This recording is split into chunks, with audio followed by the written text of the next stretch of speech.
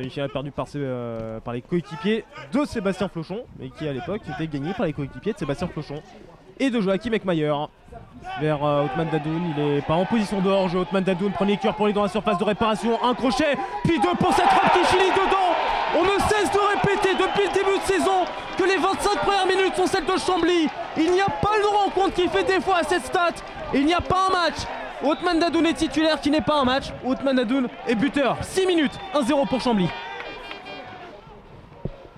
Et pourquoi pas avoir sur corner, et surtout sur ce corner, le premier but d'Avranches sur cette phase de jeu. Les Avranchinais qui n'ont pas marqué le moindre but sur coup de pied arrêté, corner et coup franc qui soit direct ou indirect. 3 pénaltys inscrits sur 5 tentatives. On a une petite stat péno, on va la garder au chaud. Corner premier poteau qui est dévié justement par Rémi Bonenfant. Et il sort un tout petit peu court derrière Nathan Decoq pour pouvoir reprendre. Il y a le bras qui est un petit peu décollé sur le contact, et justement le fait que Sébastien Flochon ne sache plus trop où il est orienté, ça donne aussi une indication précieuse pour pouvoir siffler justement le bras qui est décollé. Même si c'est pas forcément volontaire, il y a quand même le bras assez haut. Vos diplômes d'arbitre. Maziz pour ce coup franc. Superbe. Superbe coup franc de Youssef Maziz.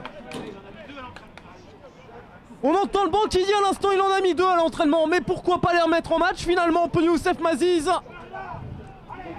qui était buteur face à Dunkerque dans le jeu, buteur sur pénalty face à Marignane, désormais buteur sur coup franc face à Chambly. 29 minutes, un but partout. Oh, attention à cette paire de balles. Thibaut Jacques plein axe avec la récupération de Sami Alouache qui va donner un petit peu tard à Youssef Maziz, et pourtant Reda Rabei servi. Rabei sur le pied gauche contré par Thibaut Jacques. Et Youssef Maziz pour le corner numéro 3. Brossé premier poteau, encore dévié. Cette fois-ci ce sera la parade de Simon Pondé sur la tête de Clément Michel. Surpris sur coup franc, pas surpris sur corner finalement Pondemé. Ouais, un remake du précédent corner là, avec une déviation premier poteau. Cette fois ça prenait directement les chemins des filets. Heureusement que Simon Pondemé était vigilant. Et Ndiaye finalement à distance, capté par Pondemé, et relance rapide. Quitte de Mazidou Ndiaye. Le premier buteur. Ballon dévié par le mur. Thibaut Jacques pour le renvoyer.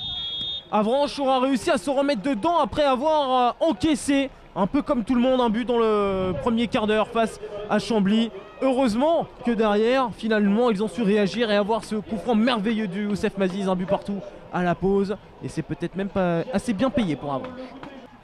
Alors relance à la main rapide de l'ancien ruténois pour aller retrouver Youssef Maziz. Bien gêné au milieu de terrain avec la récupération de Correa. Correa toujours qui déclenche la frappe de loin. La première dans cette seconde période qui intervient après 4 minutes. Et c'est seulement la deuxième tentative de la journée du côté de Chambly. La première et la seule était... Attention à Dia quand même dans la surface à côté.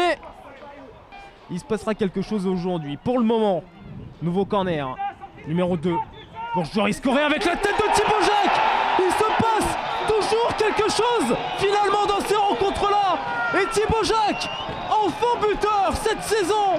Encore finalement sur phase arrêtée.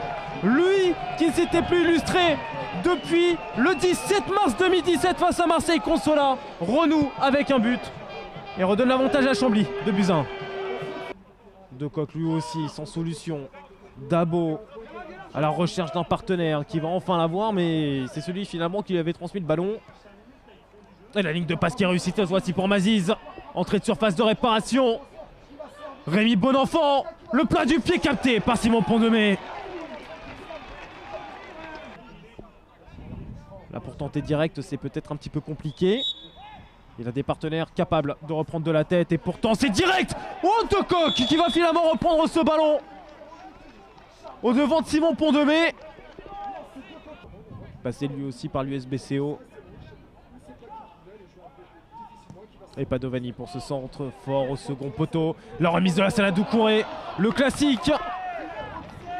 Et pas si bien impliqué finalement par Othman Dadoun. À la profondeur demandée par Reda Rabei, transition finalement dans l'axe avec Youssef Maziz, pas de hors-jeu. Maziz à nouveau pour Rabei, le double 1-2 qui va se conclure avec toujours ce manque de justesse technique. Cette fois-ci, c'est Reda Rabei qui voit sa frappe s'envoler.